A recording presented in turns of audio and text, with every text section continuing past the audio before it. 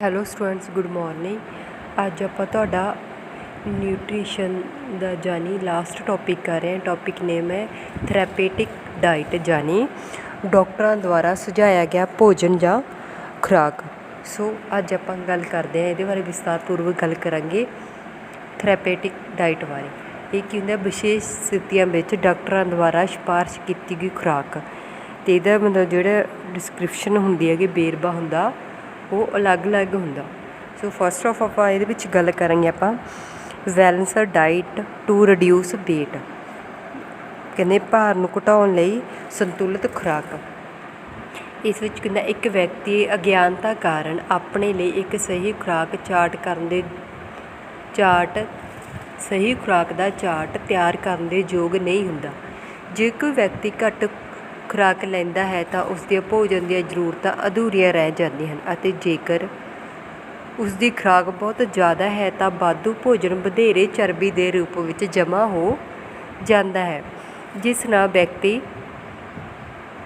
ਮੋਟਾ ਹੋ ਜਾਂਦਾ ਹੈ, ਭਾਵ ਉਸਨੂੰ ਮੋਟਾਪਾ ਆ ਜਾਂਦਾ। ਅਜਿਹੀਆਂ ਸਥਿਤੀਆਂ ਵਿੱਚ ਇੱਕ ਵਿਅਕਤੀ ਨੂੰ ਡਾਕਟਰ ਦੀ ਮਦਦ ਨਾਲ ਆਪਣੇ ਲਈ ਇੱਕ ਡਾਈਟ ਚਾਰਟ ਤਿਆਰ ਕਰਨਾ ਚਾਹੀਦਾ ਹੈ, ਤਾਂ ਕਿ ਉਹ ਬਿਨਾਂ ਮੋਟੇ ਹੋਏ ਪੌਸ਼ਟਿਕ ਤੱਤ ਪ੍ਰਾਪਤ ਕਰ ਸਕੇ।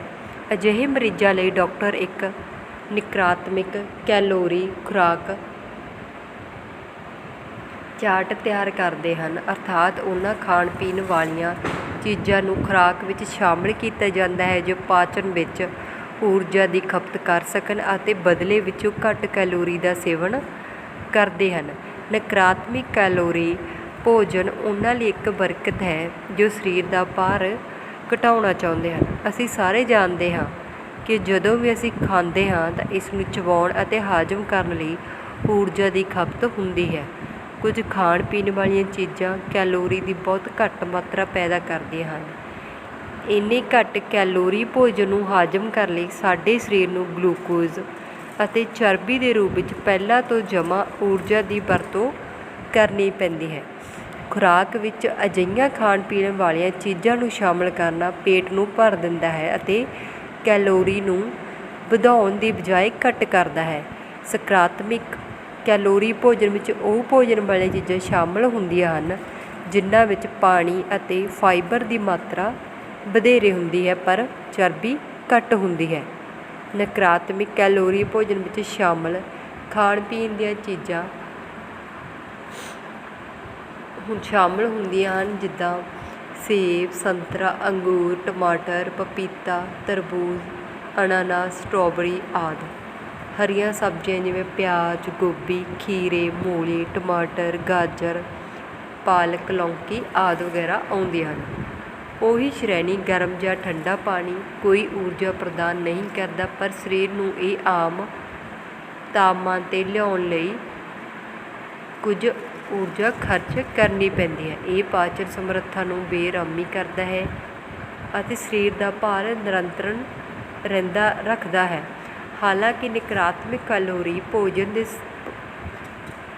ਭੋਜਨ ਨਾਲ ਸਰੀਰ ਦੇ ਭਾਰ ਨੂੰ ਨਿਯੰਤਰਣ ਕਰਨ ਵਿੱਚ ਮਦਦ ਮਿਲਦੀ ਹੈ ਅਤੇ ਸਰੀਰ ਨੂੰ ਇਹ ਤੰਦਰੁਸਤ ਰੱਖਦੀ ਹੈ, ਪਰ ਉਸ ਸਮੇਂ ਸਰੀਰ ਲਈ ਹੋਰ ਪੌਸ਼ਟਿਕ ਤੱਤ ਵੀ ਜ਼ਰੂਰੀ ਹਨ।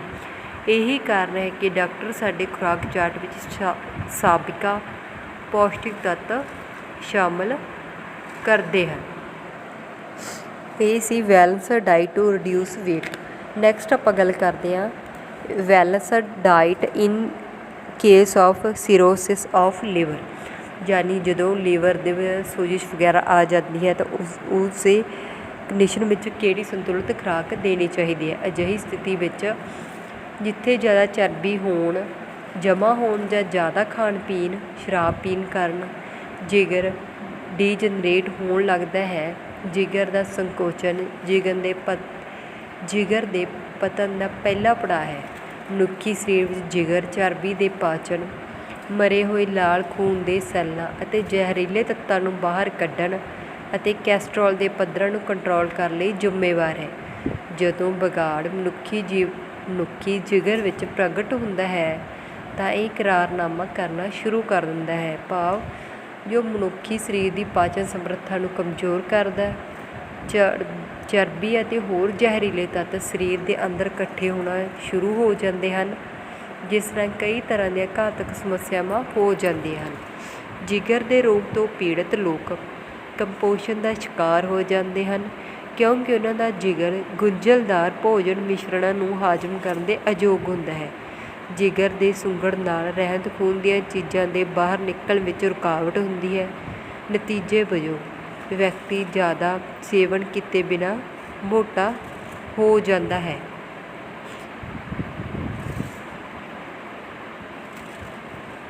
ਸਮਝੌਤਾ ਕਰਨ ਵਾਲੇ ਜਿਗਰ ਦਾ ਮਨੁੱਖੀ ਸਰੀਰ ਭੋਜਨ ਤੋਂ ਪ੍ਰਾਪਤ ਊਰਜਾ ਨੂੰ ਪੱਕਾ ਨਹੀਂ ਕਰ ਸਕਦਾ।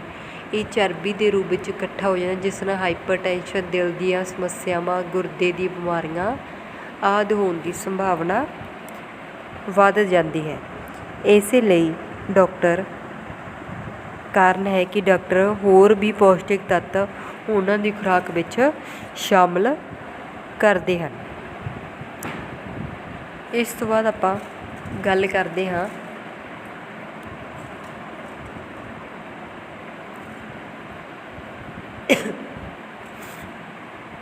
ਇਸੇ ਲਈ ਜਿਗਰ ਦੀ ਸਵੈਲਿੰਗ ਵਾਲੇ ਪੇਸ਼ੈਂਟਸ ਨੂੰ ਰੋਜ਼ਾਨਾ ਖੁਰਾਕ ਵਿੱਚ ਤਾਜ਼ੇ ਫਲ, ਹਰੀਆਂ ਸਬਜ਼ੀਆਂ, ਪੂਰੇ ਅਨਾਜ ਦਾ ਸੇਵਨ ਵਧਾਉਣਾ ਚਾਹੀਦਾ ਹੈ। ਤਾਜ਼ੇ ਫਲ, ਹਰੀਆਂ ਸਬਜ਼ੀਆਂ ਵਿਟਾਮਿਨ, ਖਣਿਜ ਅਤੇ ਹੋਰ ਪੌਸ਼ਟਿਕ ਤੱਤਾਂ ਦਾ ਭਰਪੂਰ ਸਰੋਤ ਹਨ। ਉਹ ਹਾਜ਼ਮ ਕਰਨ ਵਿੱਚ ਆਸਾਨ ਹੁੰਦੇ ਹਨ। ਜਿਗਰ ਸਿਰੋਸਿਸ ਦੇ ਮਰੀਜ਼ ਉਹਨਾਂ ਨੂੰ ਆਸਾਨੀ ਨਾਲ ਹਾਜ਼ਮ ਕਰ ਸਕਦੇ ਹਨ, ਇਸ ਲਈ ਜ਼ਰੂਰੀ ਪੋਸ਼ਣ ਪ੍ਰਾਪਤ ਕਰ ਸਕਦੇ ਹਨ। ਡਾਕਟਰਾਂ ਦੇ ਅਨੁਸਾਰ ਸਿਰੋਸਿਸ ਦੇ ਮਰੀਜ਼ ਨੂੰ ਨਮਕ ਦਾ ਸੇਵਨ ਬਿਲਕੁਲ ਨਹੀਂ ਕਰਨਾ ਚਾਹੀਦਾ ਜਾਂ ਇਸ ਨੂੰ ਘੱਟ ਮਾਤਰਾ ਵਿੱਚ ਲੈਣਾ ਚਾਹੀਦਾ ਹੈ, ਕਿਉਂਕਿ ਲੂਣ ਜਿਗਰ ਦੀ ਸੋਜਸ਼ ਦਾ ਕਾਰਨ ਬਣ ਸਕਦਾ ਹੈ। ਇਹ ਬਲੱਡ ਪ੍ਰੈਸ਼ਰ ਨੂੰ ਵਧਾ ਸਕਦਾ ਹੈ। ਸਿਰੋਸਿਸ ਦੇ ਮਰੀਜ਼ਾਂ ਨੂੰ ਉਹਨਾਂ ਫਲ, ਸਬਜ਼ੀਆਂ ਅਤੇ ਹੋਰ ਚੀਜ਼ਾਂ ਤੋਂ ਵੀ ਪਰਹੇਜ਼ ਕਰਨਾ ਚਾਹੀਦਾ ਹੈ ਜਿਨ੍ਹਾਂ ਵਿੱਚ ਨਮਕ ਦੀ ਮਾਤਰਾ ਵਧੇਰੇ ਹੁੰਦੀ ਹੈ, ਜਿਵੇਂ ਸੂਪ, ਪਾਲਕ, ਮੂਲੀ ਆਦਿ।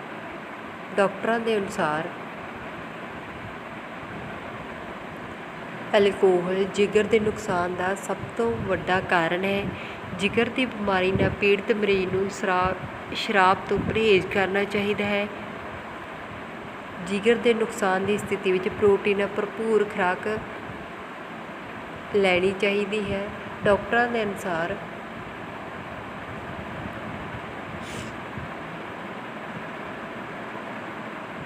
ਰੋਜ਼ਾਨਾ ਖੁਰਾਕ ਪ੍ਰੋਟੀਨ ਦੀ ਮਾਤਰਾ ਲੈਣੀ ਚਾਹੀਦੀ ਹੈ। ਡਾਕਟਰ ਦੀ ਸਲਾਹ ਲੈਣੀ ਚਾਹੀਦੀ ਹੈ। ਜਿਗਰ ਦੇ ਮਰੀਜ਼ ਰੋਜ਼ਾਨਾ ਖੁਰਾਕ ਵਿੱਚ ਪੋਟਾਸ਼ੀਅਮ, ਕੈਲਸ਼ੀਅਮ, ਵਿਟਾਮਿਨ ਡੀ ਦੀ ਮਾਤਰਾ ਨੂੰ ਵਧਾ ਸਕਦੇ ਹਨ।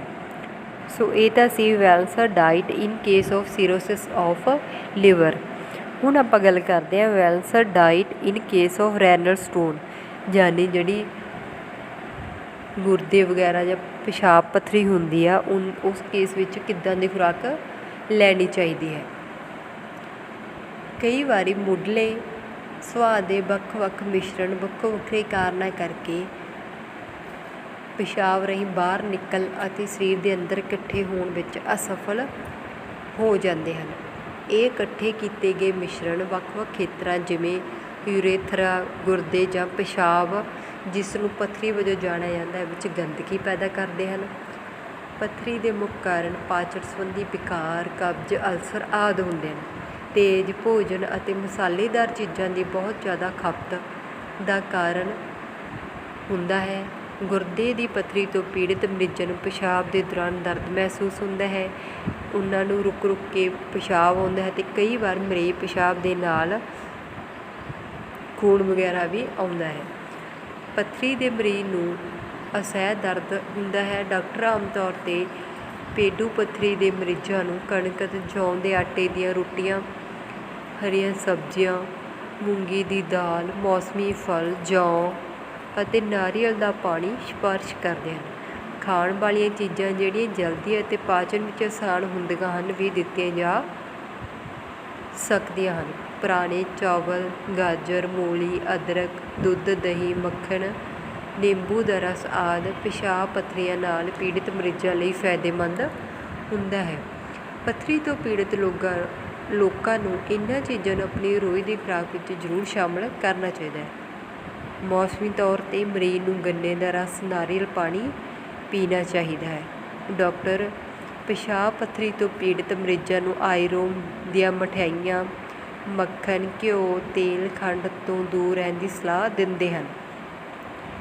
ਐਲਕੋਹਲ, ਚਾਹ, ਕੌਫੀ ਅਤੇ ਹੋਰ ਉਤੇਜਕ ਪਦਾਰਥਾਂ ਦੇ ਸੇਵਨ ਕਰਨ ਤੋਂ ਮਨਾਹੀ ਹੁੰਦੀ ਹੈ। ਇਸ ਤੋਂ ਇਲਾਵਾ ਉਹਨਾਂ ਨੂੰ ਬੀਜ ਵਾਲੇ ਫਲ ਅਤੇ ਸਬਜ਼ੀਆਂ, ਉਦਾਹਰਨ ਦੇ ਤੌਰ 'ਤੇ ਅਮਰੂਦ, ਅਨਾਰ, ਟਮਾਟਰ, ਆਲੂ, ਬੈਂਗਣ ਆਦਿ ਨਹੀਂ ਲੈਣੇ ਚਾਹੀਦੇ।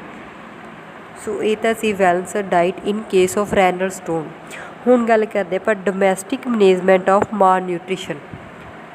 ਕਹਿੰਦੇ ਜਿਹੜੇ ਘਰੇਲੂ ਪ੍ਰਬੰਧਨ ਕੰਪੋਸ਼ਣ ਕੀ ਹੈ।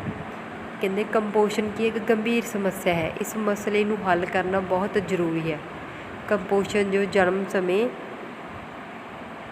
ਪੈਦਾ ਹੁੰਦੀ ਹੈ ਜਾਂ ਬਚਪਨ ਵਿੱਚ ਹੁੰਦੀ ਹੈ, ਅਤੇ ਇਹ ਕੀ ਕਰਦੀ ਆ, ਪੂਰੀ ਜ਼ਿੰਦਗੀ ਲਈ ਇੱਕ ਵਿਅਕਤੀ ਨੂੰ ਸਿਹਤਮੰਦ ਬਣਾ ਸਕਦੀ ਹੈ, ਯਾਨੀ ਉਹਨੂੰ ਅਨਹੈਲਦੀ ਬਣਾ ਸਕਦੀ ਹੈ। ਕੰਪੋਸ਼ਣ ਦੀ ਸਮੱਸਿਆ ਨਾਲ ਨਜਿੱਠਣ ਲਈ ਸਿਰਫ ਇੱਕ ਵਿਅਕਤੀ ਹੀ ਨਹੀਂ ਬਲਕਿ ਪੂਰੇ ਪਰਿਵਾਰ, ਸਮਾਜ, ਦੇਸ਼ ਨੂੰ ਸਾਂਝੇ ਯਤਨ ਕਰਨੇ ਪੈਂਦੇ ਹਨ। ਆਮ ਤੌਰ 'ਤੇ ਲੋਕ ਸੋਚਦੇ ਹਨ ਮਹਿੰਗੀਆਂ ਵਸਤੂਆਂ ਜਿਵੇਂ ਫਲ, ਦੁੱਧ, ਮੀਟ, ਮੱਛੀ, ਸੁੱਕੇ ਪੌਸ਼ਟਿਕ ਤੱਤ ਇਸ ਦੇ ਇੱਕੋ ਇੱਕ ਸਰੋਤ ਹਨ। ਉਹ ਮੰਨਦੇ ਹਨ ਕੰਪੋਸ਼ਣ ਦੀ ਸਮੱਸਿਆ ਸਿਰਫ ਇਹਨਾਂ ਮਹਿੰਗੀਆਂ ਵਸਤੂਆਂ ਦੇ ਸੇਵਨ ਕਰਨ ਨਾਲ ਹੀ ਹੱਲ ਕੀਤੀ ਜਾ ਸਕਦੀ ਹੈ, ਪਰ ਇਹ ਸੱਚ ਨਹੀਂ ਹੈ। ਬੇਸ਼ੱਕ ਇਹ ਚੀਜ਼ਾਂ ਪੌਸ਼ਟਿਕ ਤੱਤ ਪ੍ਰਦਾਨ ਕਰਦੀਆਂ, ਪਰ ਹੋਰ ਵੀ ਕਈ ਵਿਕਲਪ ਹਨ ਜੋ ਬਾਜ਼ਾਰ ਵਿੱਚ ਘੱਟ ਕੀਮਤ 'ਤੇ ਉਪਲਬਧ ਹਨ ਅਤੇ ਓਨੇ ਹੀ ਪੌਸ਼ਟਿਕ ਹਨ। ਇੱਕ ਕੁਸ਼ਲ ਘਰੇਲੂ ਔਰਤਾਂ ਘੱਟ ਕੀਮਤ ਵਾਲੀਆਂ ਖਾਣ ਪੀਣ ਵਾਲੀਆਂ ਚੀਜ਼ਾਂ ਨੂੰ ਜੋੜ ਕੇ ਪਕਵਾਨ ਤਿਆਰ ਕਰਨ ਦੇ ਸਮਰੱਥ ਹੁੰਦੀਆਂ ਹਨ ਜੋ ਵਿਅਕਤੀ ਨੂੰ ਪੂਰਨ ਪੋਸ਼ਣ ਪ੍ਰਦਾਨ ਕਰਦੇ ਹਨ।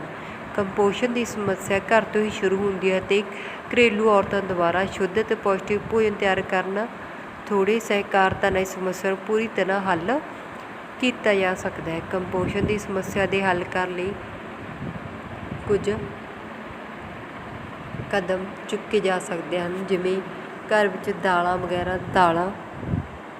ਪਲਸ ਵਗੈਰਾ ਹੁੰਦਾ ਹੈ। ਦਾਲਾਂ ਪ੍ਰੋਟੀਨ ਦਾ ਅਮੀਰ ਸਰੋਤ ਹਨ। ਦਾਲਾਂ ਵਿੱਚ ਪ੍ਰੋਟੀਨ ਦੀ ਮਾਤਰਾ ਜਾਨਵਰ ਦੇ ਸਰੋਤਾਂ ਨਾਲੋਂ ਬਹੁਤ ਜ਼ਿਆਦਾ ਹੈ। ਹਾਲਾਂਕਿ ਦਾਲਾਂ ਵਿੱਚ ਅਮੀਨੋ ਐਸਿਡ ਦੀ ਘਾਟ ਹੁੰਦੀ ਹੈ, ਪਰ ਉਹ ਅਨਾਜ ਤੋਂ ਕਾਫੀ ਮਾਤਰਾ ਵਿੱਚ ਪ੍ਰਾਪਤ ਕਰ ਸਕਦੇ ਹਨ।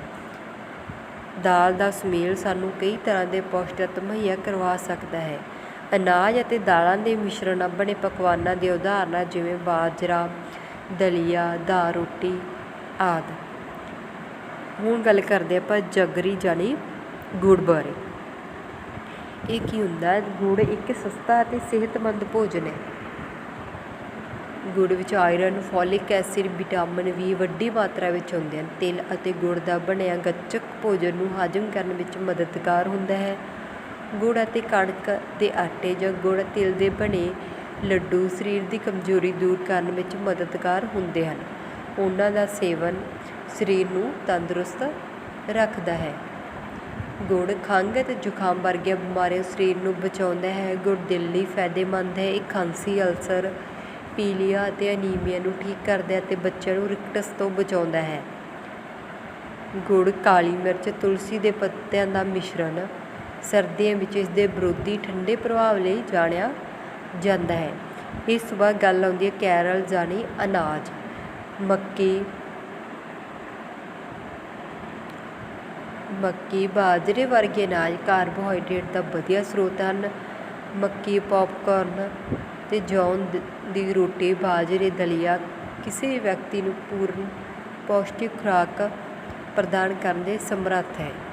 ਇਸ ਤੋਂ ਬਾਅਦ ਗੱਲ ਆਉਂਦੀ ਹੈ ਗ੍ਰੀਨ ਵੈਜੀਟੇਬਲ ਯਾਨੀ ਹਰੀਆਂ ਸਬਜ਼ੀਆਂ।